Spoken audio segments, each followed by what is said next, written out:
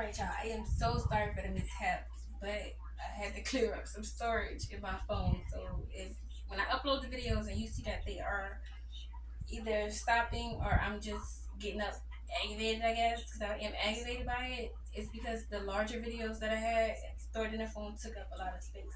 So I had to analyze it, clear it out, and we here now. So we left off on Miss White Cloud asking the friends would they like to come over to our house to eat some tacos. We just gonna say tacos. No grandbabies yet, but I got a daughter. She's fine as you. Miss White Cloud laughs, her full blossom jiggling. Yeah, but she's too good for you. Before the boys could respond, the light changed and the car split off. Sally, who worked at a hotel, a custodian, shook his gray hair head with Miss White Cloud. You ought to stop pimping chinos like that. I'm not pimping her. It's true what I said. I ain't got no grandchildren yet. Chino's my only child, and if she didn't give me any, how am I going to get any?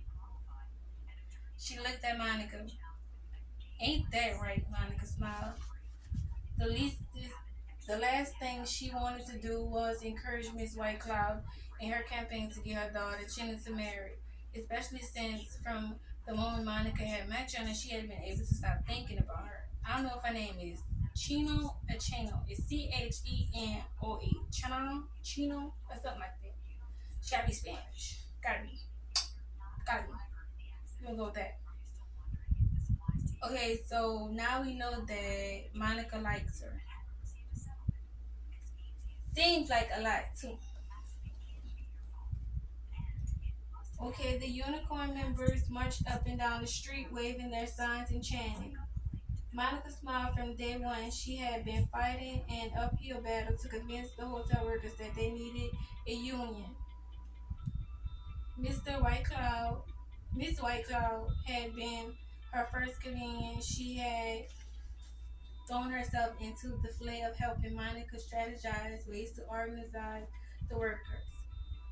As a result of spending so much time with her, Monica had met Chino, who was for who was home for the summer from her graduation school back east. Even now, standing in the hot blazing sun, Monica felt that delicious, cool quiver deep down in her belly whenever she thought of Miss White Cloud's beautiful daughter. Chino of the black lyric hair, smooth butterscotch skin, caramel rich eyes, Monica Witch, damned it. She couldn't help it if she thought about Chino in candy coated images. She wanted to eat women alive. Currently speaking, of course, Chino Mrs. White Cloud voice cut through the chants of the workers. Monica quickly whirled around, bumping into Sally, who was working behind her. He took a step back and grinned. Watch it, girl. Sorry. Keep that up and you might get me wondering if you got a thing for me. Monica returned his smile, and he'd been hitting on her since day one. She looked over to Mrs. White Cloud standing next to Chino, which was she doing here. Chino had made it quite clear what she thought of her mother's union activities.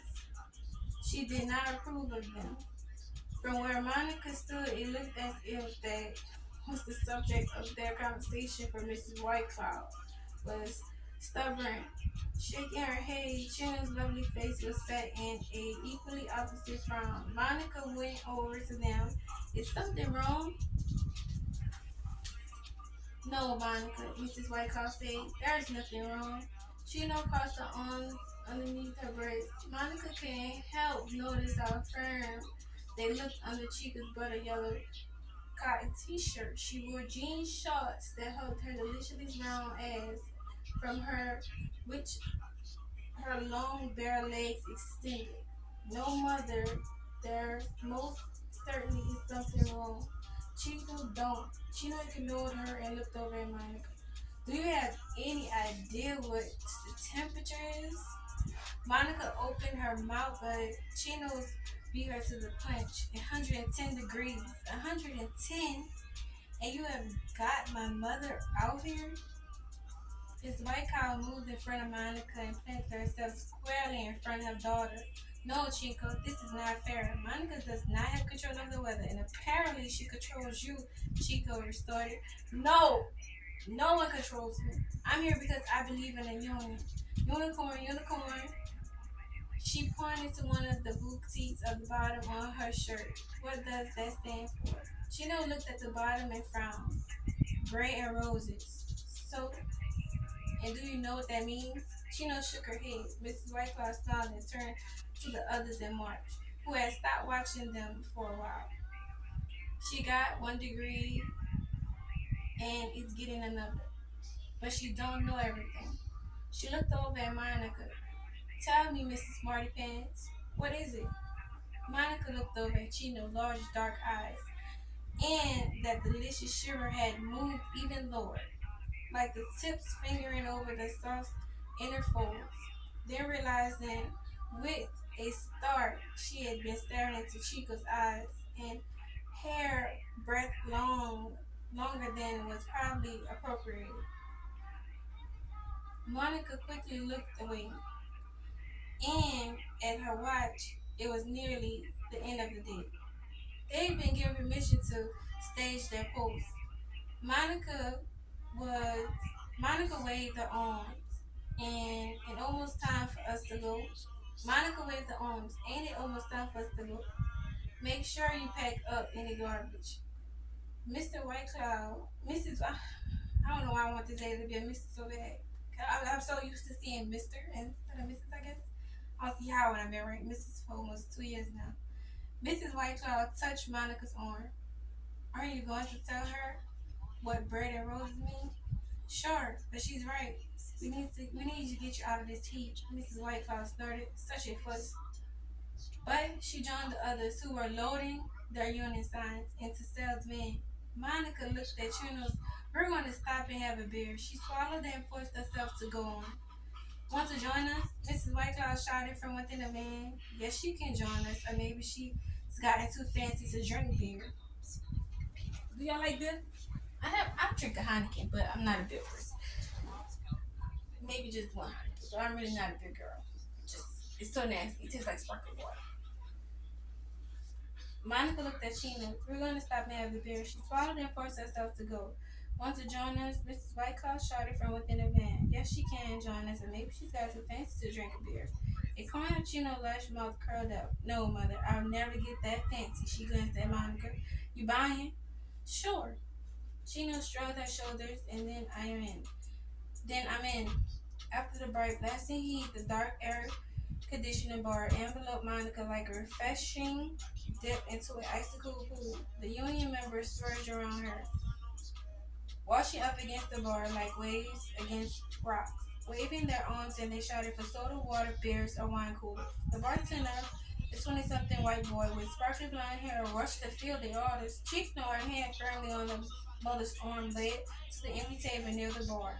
Torn between her desire to stay as close to Chino as possible. Yet, her wish is not appear so obvious. Monica hesitated. Miss Whitecloud waved.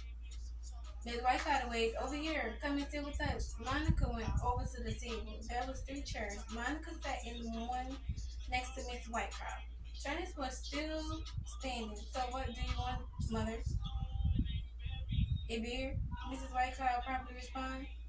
Sheena rolled her eyes. I'll bring you water first. You need to get some food in your body. Beer will only dehydrate you. She went over to the bar. Monica congratulated her for the first resist the urge to watch Sheena walk away. Miss Whitecloud waited until her daughter was out of earsight. You would think I'm the child and that she's my mother. Monica smiled. She's very caring. You're lucky to have her. Caring, Miss Whitehead huffed. More like Miss Busy Body, know it all, and then she signed. But you're right, she's a good daughter. It's only been me, her, and her father's. Me and her since her father died. A wistful look fell over Mrs. Whitecloud's face. In front of him, she noted her looks. My family did not want me to marry him because he was an Indian. Mrs. Whitecloud snorted as if She was unmixed from Spanish, Bellinger, or something. But I do not care. I love him. I love him so much it hurt. Mrs. Whitecloud looked kneeling over Monica. You ever love anybody that much? Monica was about to answer, but Chino had returned. She had filled the glass with ice and a bottle of water. Two beers. She slid one beer in front of Monica, and she sat down. I thought I was paying, Monica said. Chino shrugged. Her long dark hair moved across her shoulders. You can't get the next round. Do y'all prefer to go out with females that pay for the drinks? One female pay for the drinks all the time, or do y'all take turns? I don't have a lot of female followers, so let's ask our male followers as well. Do you guys like to take turns, or do one friend get the bill?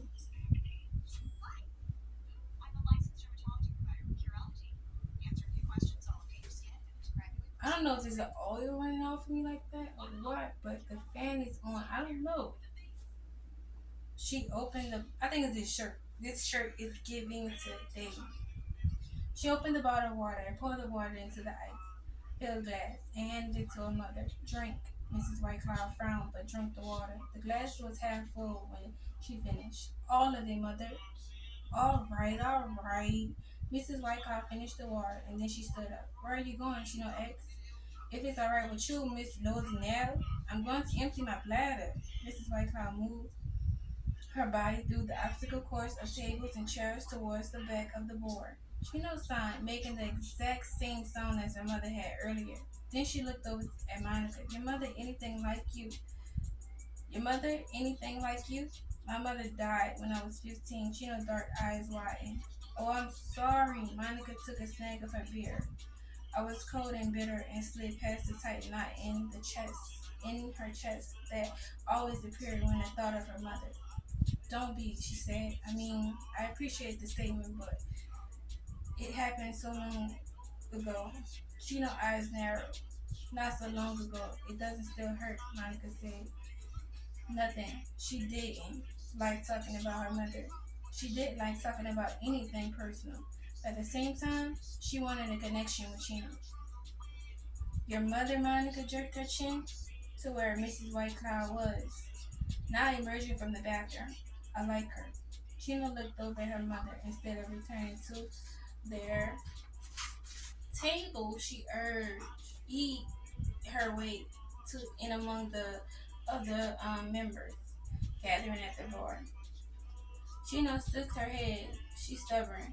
Then she looked over at Monica and graced her with such a dazzling smile it tore at Monica's heart. But I love her too, and well, I wanted you to know despite how much I have came across, I'm glad you got involved in a unicorn, unicorn. You are. Chino took a drink from her beer and nodded.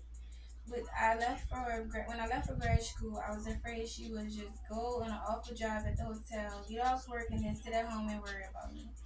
Sometimes I think my daughters feel the same way about me because I rarely get out, but I do want to be involved in the community and I do want to engage with my followers. So you never know.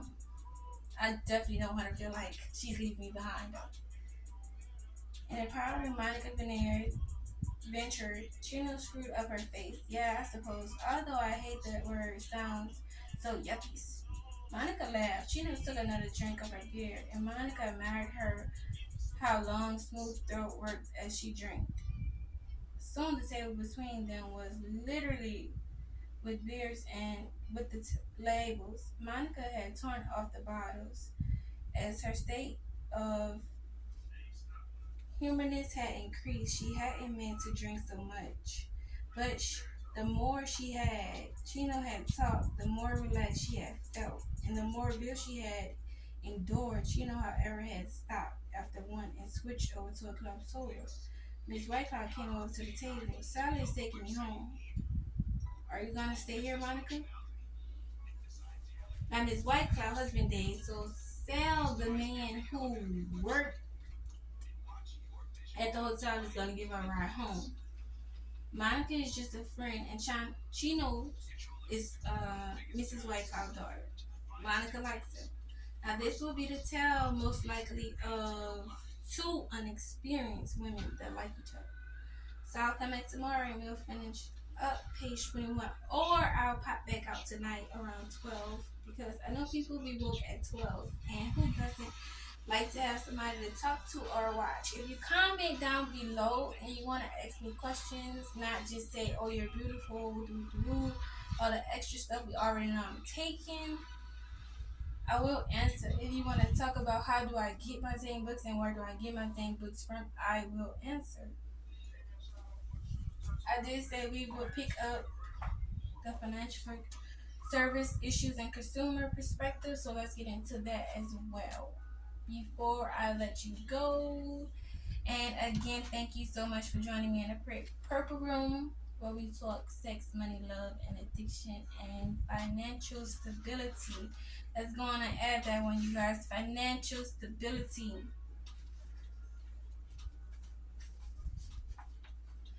And we are going to just give you a consumer's perspective. Let's start with page 1. There are approximately 40,000 different credit and card productions available and intimately through to the most educated consumers. Unfortunately, a large number of consumers never learn the basics of maintaining their personal finances and may struggle unnecessarily, choices leading to financial freedom. Today, our nation's youth are bombarded with multitude of financial options at the increasingly young age, yet many are ill-equipped to make informed decisions about financial matters. According to a 21 teenage research, unlimited service, unlimited services, teenagers spend rather than save 98% of their money. A total of 1,722 billion. Wait, okay, so 1 billion